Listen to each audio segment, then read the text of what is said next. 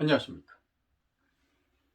김정기TV의 김정기입니다. 2021년 2월 5일 김정기의 3분 토크 제77회 시작합니다. 오늘 주제는 김명수 대법원장 적각 사퇴가 답이다입니다. 김명수 대법원장의 음성 파일이 공개가 되면서 민주주의의 작동 원리인 상권 분립을 심각하게 훼손해서 법원을 3부 중 하나로서 사법부가 아니라 행정부의 일개 부처로서 사법부로 전락을 시켰습니다.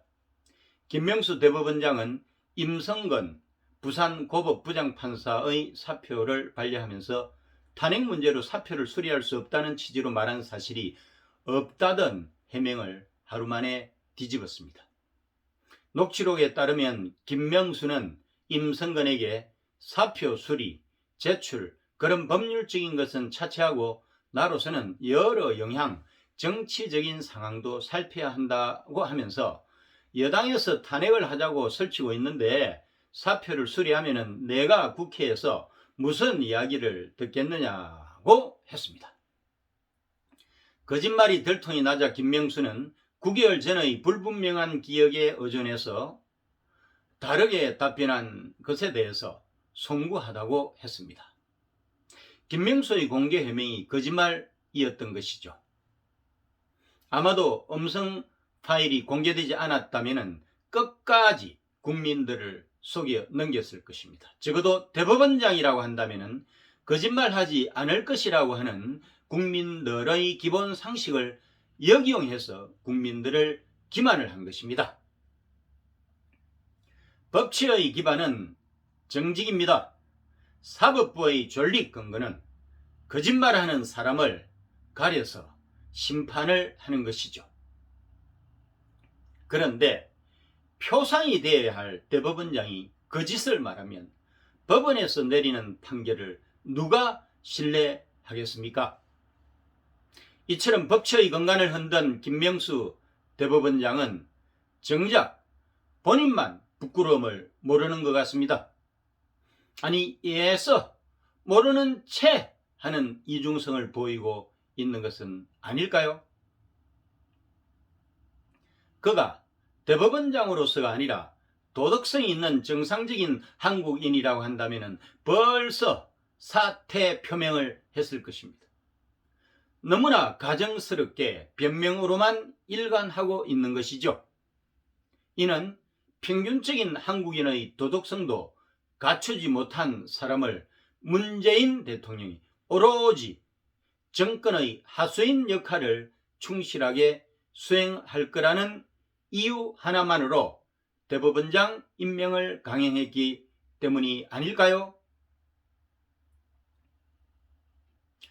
김명수가 대법원장이 되고 난 뒤에 코드형 인사에 대한 판결이 일상화되고 대법원 전원합의체의 이름으로 수많은 판결이 뒤집혔습니다. 첫 번째입니다. 정권의 행동대장 역할을 할 수 있는 꿀보직, 즉 서울중앙지방법원의 탑3에 해당되는 법원장과 수석 형사부장판사, 수석 민사부장판사 자리에 진보 성향 판사들을 전면 배치한 것입니다. 서울중앙지법 성지용 법원장과 고영검 수석부장판사는 국제인권법 연구회 소속으로 양성태 전 대법원장의 사법행정권 남용 의혹 등에 대한 진상조사에 참여를 했던 사람들이고, 송경건 민사1 수석부장판사는 법원 내부망에 올린 글에서 검찰이 법원에 대한 수사를 시작한다면 이에 적극적으로 협조를 하고 그 결과를 겸허하게 받아들여야 한다고 주장을 했던 바로 그런 인물입니다. 그야말로 우리끼리 코드 인사의 전형입니다. 김명수 대법원장이 왜 그랬을까요? 자신의 제왕적 권한을 이용해서 자기 편 판사들로 줄을 세워서 친정체제를 구축하여 정권 보위부 역할을 했다고 하는 것은 삼척 동자도 알 법합니다. 두 번째입니다. 법치를 지키는 마지막 보루인 대법원의 대법관들을 진보 성향의 코드 인사로 채워버린 것입니다. 정권이 바뀔 때마다 정치, 사회적으로 민감한 사건에 대해서 친정 논리가 지배를 하면서 대법원이 중심을 잡지 못하게 되면 그 피해는 고스란히 국가와 국민에게로 돌아가는 것을 알면서도 사법 정의를 유린한 것입니다. 대법원의 구성을 보겠습니다. 김명수 대법원장과 조재현 법원행정처장을 포함한 대법관 14명 중에서 11명이 문재인 정부에서 임명이 됐고요. 14명 중 7명의 대법관은 법원 내 진보 성향 연구 모임으로 알려진 우리법연구회, 국제인권법연구회, 그리고 대표적인 진보 변호사 모임인 민변 출신입니다. 표결에 참여하지 않는 법원행정처장을 제외하고 나면은 13명이 남는데요. 이들 13명 중에서 7명이 진보로 과반수를 안정적으로 확보하고 있는 셈입니다. 즉 대법원 판결이 한쪽 성향으로 쏠릴 가능성이 아주 높다고 하는 것입니다. 결론입니다.